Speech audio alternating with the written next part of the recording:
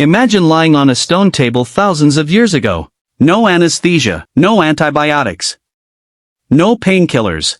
Around you stand healers holding sharpened stones, bronze knives, and strange herbal mixtures. Your life depends entirely on methods that today might seem horrifying, yet many people actually survived them. Ancient medicine was a strange mixture of courage, desperation, observation, and belief. Without microscopes or modern science, early civilizations had to guess what caused disease. Sometimes those guesses were surprisingly accurate. Other times, they were absolutely terrifying.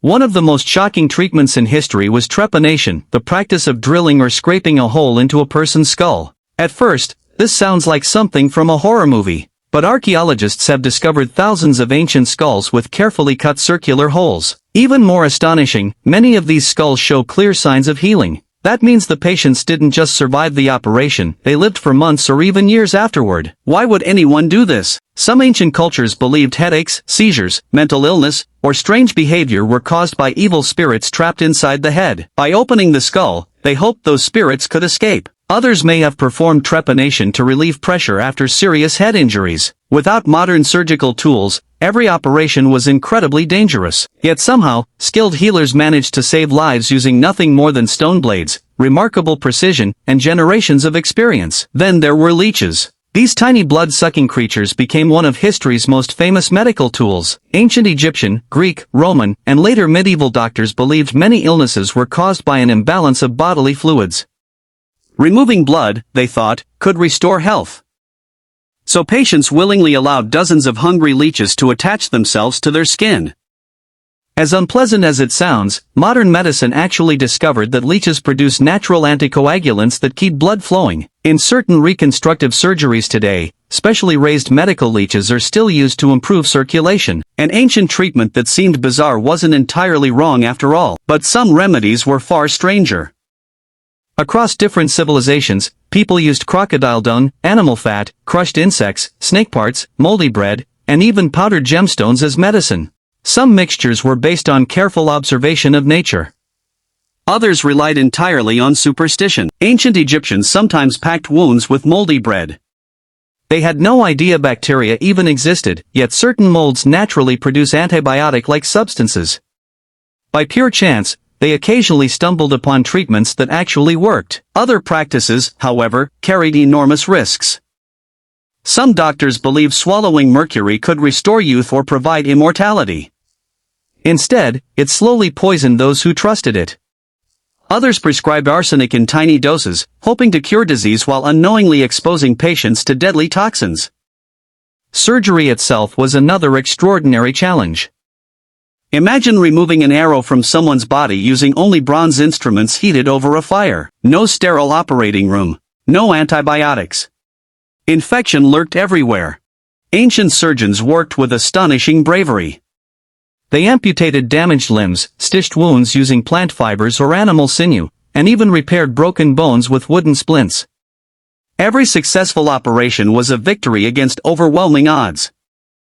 Looking back, these treatments seem frightening, even unbelievable. But for the people of the ancient world, they represented hope. Every experiment, every herbal mixture, every risky procedure brought humanity one small step closer to understanding the human body. And despite everything stacked against them, people kept surviving. That raises an even bigger question. How did humans manage to survive devastating diseases long before modern medicine ever existed? Let's find out. Long before hospitals, pharmacies, and laboratories existed, humans faced a world filled with invisible dangers. A tiny cut could become a deadly infection. A fever might last for weeks. Childbirth carried enormous risks. And a simple tooth infection could prove fatal. Yet somehow, humanity endured. One reason was the incredible power of the human immune system. Even without understanding germs, our bodies were already equipped with millions of microscopic defenders.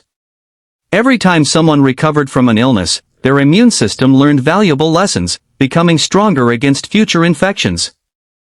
Nature also became humanity's greatest pharmacy. People observed animals, experimented with plants, and passed successful remedies from one generation to the next. Willow bark, for example, was used to reduce pain and fever. Thousands of years later, scientists discovered it contains compounds closely related to aspirin. Honey became another remarkable medicine. Ancient civilizations spread honey over wounds because they noticed injuries healed better. Today we know honey naturally fights bacteria and helps protect damaged tissue, making it a surprisingly effective treatment even by modern standards. Garlic was valued across many ancient cultures. People believed it increased strength and prevented illness. Modern research has shown garlic contains natural compounds with antimicrobial properties, giving ancient healers another accidental success. Even simple habits played an important role. Flowing water was often preferred over stagnant pools for drinking. Smoke from certain plants helped drive insects away, reducing exposure to disease-carrying pests. Boiling herbs created soothing teas that eased pain, improved hydration, and sometimes reduced inflammation. Communities also learned through experience. When certain foods repeatedly made people sick, they stopped eating them.